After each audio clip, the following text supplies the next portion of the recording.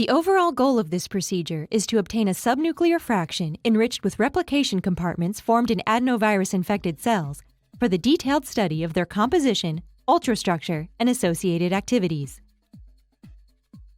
This method can help address key questions in the DNA virology field, such as the study of molecular mechanisms that control viral genome replication and expression that in turn depend on replication compartments for regulation of virus-host cell interactions.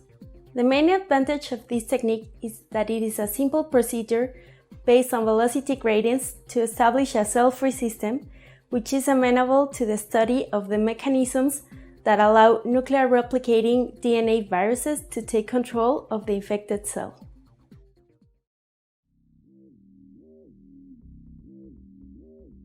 In order to perform this assay, first prepare adenovirus type 5, or AD5, and human foreskin fibroblasts, or HFF, as described in the accompanying text protocol.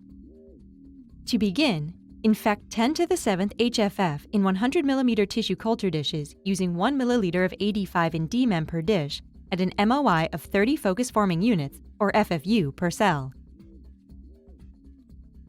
Incubate the cells for 2 hours in a humidified cell culture incubator at 37 degrees Celsius and 5% carbon dioxide, carefully rocking the dishes every 15 minutes to ensure homogeneous distribution of the virus inoculum over the cells. After incubation, remove the medium